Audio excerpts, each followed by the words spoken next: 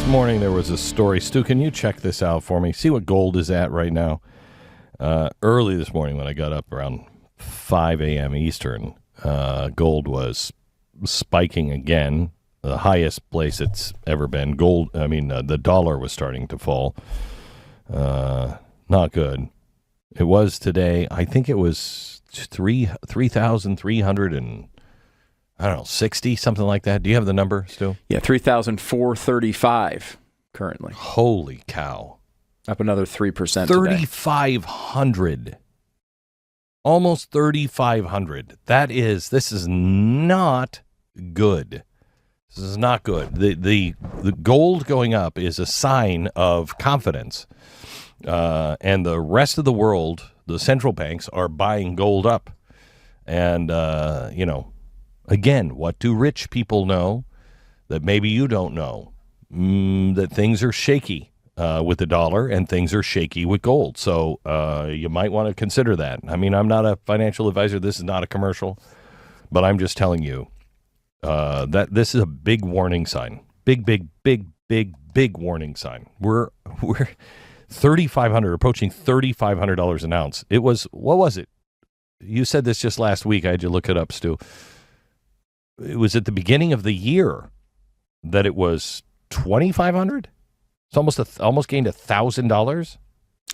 Yeah, can you zoom out on that number? Let's see. No, you're right on there. It was 2024. We were still at around $2,000 an ounce. Early 2024. Unbelievable. Yeah, unbelievable. After about we're not even halfway through. Yeah, about 5 pretty flat years for gold between 2020 and 2024. And then it started going up in, early to mid 2024 and has been kind of like a roller coaster straight. You're still just climbing. It's up about 100% in the past 5 years. But in the past year, most of that gain has happened. And again, you've mentioned this for a long time. Obviously, we talk about gold being a good hedge kind of against insanity and a good piece of your portfolio. However, you kind of almost don't want it to be this high because it's just indicating such scary times. No. Before I lost my gold in that horrible boating accident, terrible. You'd like. I mean, it's gold as an investment. You'd like it to go up. I don't want it to go up. I don't want it to go up anymore. I'd like it to come back down. This is a very, very bad sign.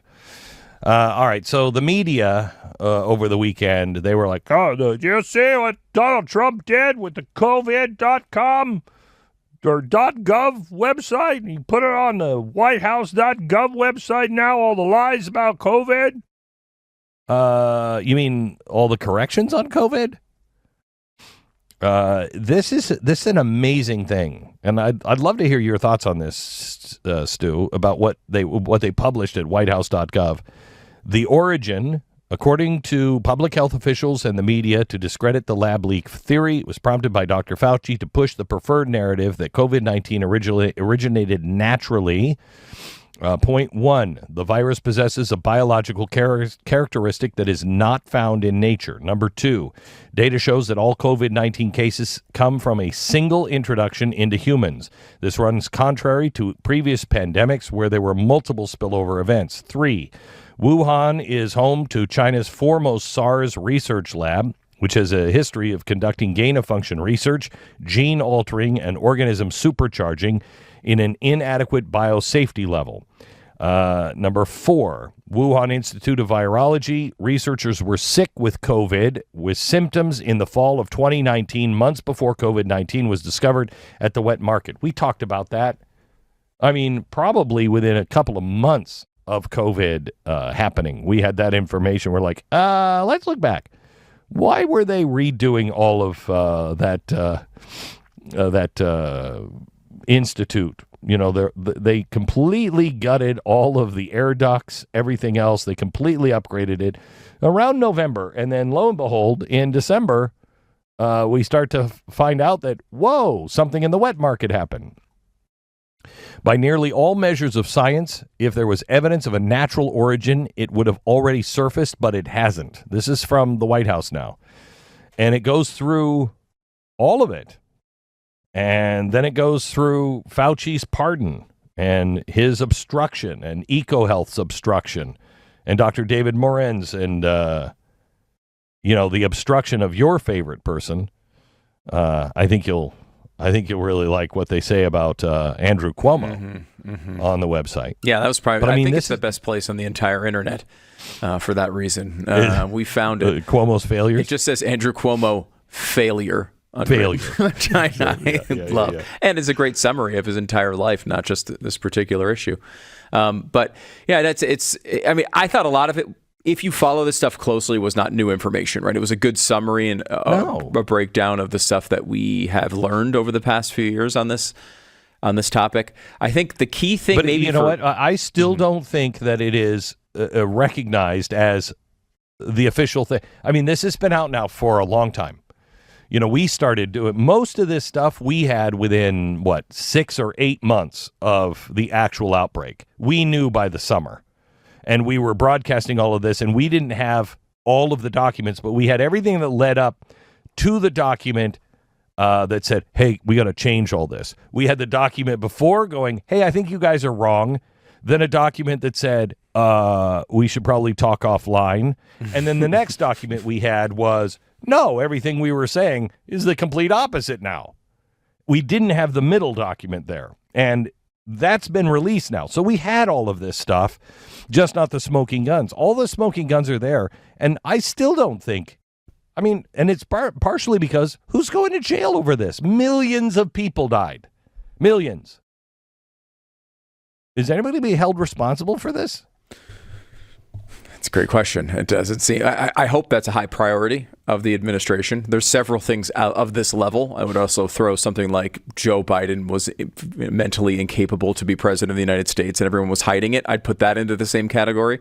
But I think the key thing that from this, which I don't think enough people know, is the cover up.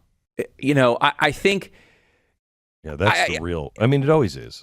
You're right. We said a lot of these things in the months after COVID came out, and a lot of it really early, frankly. But part of the problem as to why it didn't become, I think, the consensus at the time was all of these institutional mainstream sources disagreeing with it, right? And no offense and to the fact. Stu, we couldn't say anything about COVID and not get banned.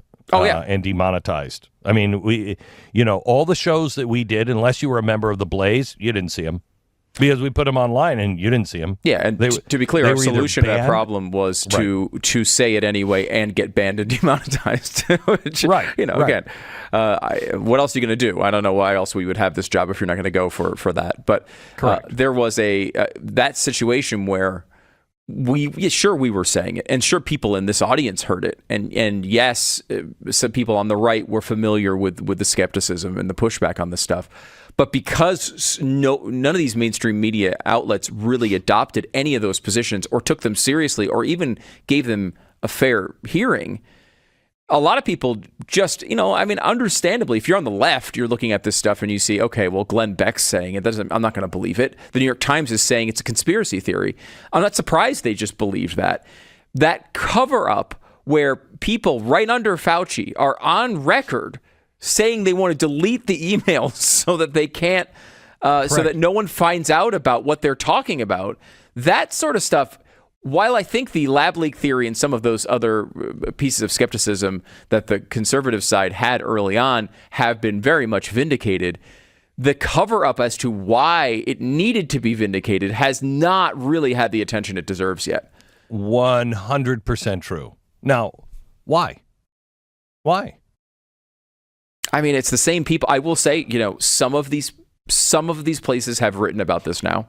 Some of these places have talked about it, but it hasn't been the hey, did you know Donald Trump is Hitler sort of march? And you'd think it would be. As you point out, millions of people died here.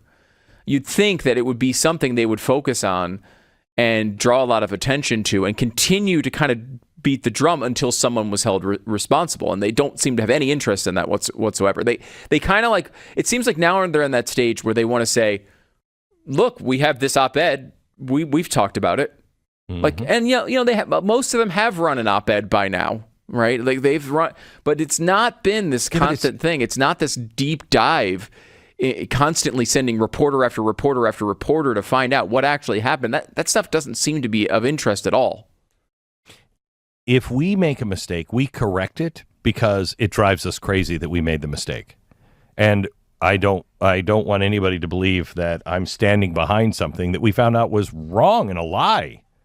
I mean, we might be wrong from time to time, but we've never knowingly lied. I think some of these groups, they knowingly lied. The New York Times, they were knowingly lying about Joe Biden and his senility.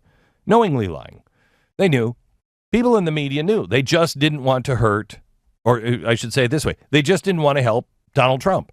So they thought that a senile old man with the buttons is much better than a Donald Trump. They thought, not knowing who the president of the United States actually is, they say they're defending the Constitution now because if we don't have a Constitution, if we don't have rule of law, we have no country. Where was your rule of law with Joe Biden? Who actually was running the White House? Who was running it? You don't want the rule of law. You want control. That's what you want. And, I would be horrified if I had been a part of any of that. Horrified. But they're not. And you know what? There's no consequence. They're not going to lose any advertisers. The New York Times hasn't lost any real money because of this. Their people just continue to watch. I mean, if we were this wrong about things, I would hope that we would have seen a lot of cancellations. I would hope that people are like, I don't know if I can trust you anymore, Glenn. Because we would have earned that. Especially after a couple of years where I'm like, oh, by the way, all of that stuff we said was wrong. Hey, in other news. And that's what they're doing. They just run one little story like, everything we said was wrong. And then they go on it, but Donald Trump is Hitler.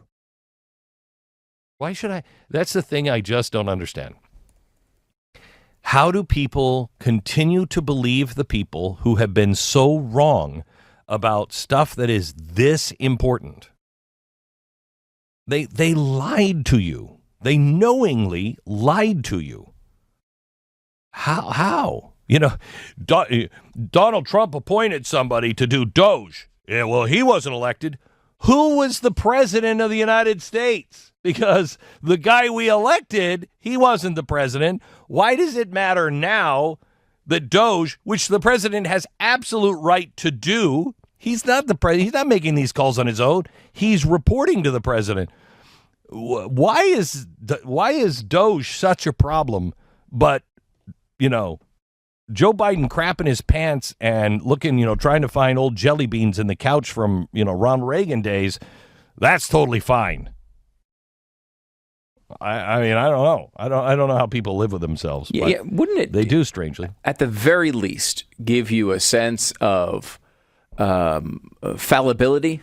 That, like, hey, I can get sucked into something like this and be totally wrong, and I should really watch myself next time I decide I want to write, story number 9,345 that Trump is Hitler.